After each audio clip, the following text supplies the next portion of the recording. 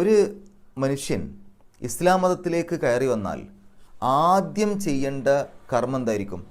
ഷഹാദത്ത് കലിമയൊക്കെ ചൊല്ലി ഒരു വിശ്വാസിയായി എന്ന് സ്വയം പ്രഖ്യാപിച്ച് കഴിഞ്ഞ ഒരു വ്യക്തി ഈ മതത്തിലേക്ക് കയറി വന്നതിന് ശേഷം ആദ്യം ചെയ്യേണ്ട ആരാധനാകർമ്മം മിക്കവാറും നിസ്കാരമായിരിക്കും. കാരണം ബാക്കിയുള്ളതിനെല്ലാം ചില നിബന്ധനകളോ സമയമോ ഉണ്ട്. ഇപ്പോൾ നിസ്കാരം അല്ലാത്ത മറ്റ് ആരാധനാകർമ്മം എടുത്തു നോക്കുക. നോമ്പ്, നിർബന്ധമായിട്ടുള്ള നോമ്പ് വരുന്നത് റമദാൻ മാസത്തിലാണ്. അതേപോലെ സക്കാത്ത് എടുക്കുകയാണെങ്കിൽ അതിന് നിബന്ധനയുണ്ട്. ആ സക്കാത്ത് കൊടുക്കാനുള്ള അത്രയും അളവ് സമ്പത്തുണ്ടായിരിക്കണം.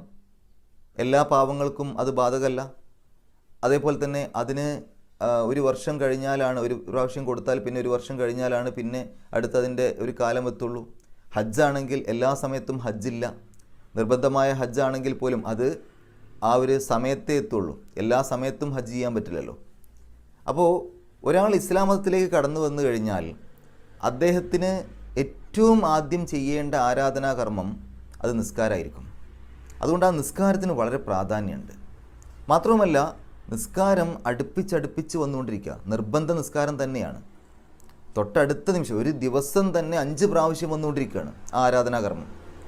ആ രൂപത്തിൽ നോമ്പ് വരുന്നില്ലല്ലോ, ആ രൂപത്തിൽ സക്കാത്ത് വരുന്നില്ല, ആ രൂപത്തിൽ ഹജ്ജും വരുന്നില്ല.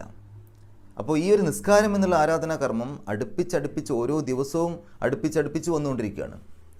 ഒരിക്കൽ ഒരാൾ നിസ്കരിച്ച് കഴിഞ്ഞാൽ പിന്നെ അടുത്ത നിസ്കാരം വരെ അയാൾക്ക് തെറ്റ് ചെയ്യാൻ കഴിയൂല. ശരിക്ക് പറഞ്ഞാൽ ആ രൂപത്തിൽ നിസ്കാരത്തിൽ നമ്മൾ ചൊല്ലിയ കാര്യങ്ങളൊക്കെ മനസ്സിലുണ്ട് എങ്കിൽ, നമ്മൾ അള്ളാഹുവിനോട് കൊടുത്ത പ്രതിജ്ഞയും സത്യം ചെയ്യലൊക്കെ നമ്മുടെ മനസ്സിലുണ്ടെങ്കിൽ എങ്ങനെയാണ് അടുത്ത നിസ്കാരത്തിൻ്റെ മുമ്പായിട്ട് ഒരാൾക്ക് തെറ്റ് ചെയ്യാൻ പറ്റുക?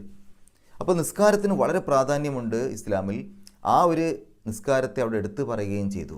അതുകൊണ്ട് തന്നെ നമ്മൾ മനസ്സിലാക്കണം, ഈ മതം സ്വീകരിച്ചു എന്നുള്ള രൂപത്തിൽ ഇന്ന് പല ആളുകളും പേരുകൊണ്ടൊക്കെ മുസ്ലിമാണ് അല്ലെങ്കിൽ അറബി പേരുകളുള്ള ആളുകളാണ്, പക്ഷേ നിസ്കരിക്കാതെ നടക്കുന്നവരുണ്ടാവും. അങ്ങനെയുള്ള ആളുകൾ ശ്രദ്ധിക്കണം, നിസ്കാരത്തിന് വളരെ പ്രാധാന്യമുണ്ട്. നിസ്കരിച്ചിട്ടില്ല എങ്കിൽ ഈ മതത്തിൽ കാര്യമായ സ്ഥാനമില്ല. ഈ മതത്തിലുള്ള ഒരാളും മതത്തിലില്ലാത്ത ഒരാളും തമ്മിലുള്ള വ്യത്യാസം നിസ്കാരമാണ് എന്ന് അള്ളാഹുവിൻ്റെ റസൂൽ പറഞ്ഞത് അതുകൊണ്ടാണ്.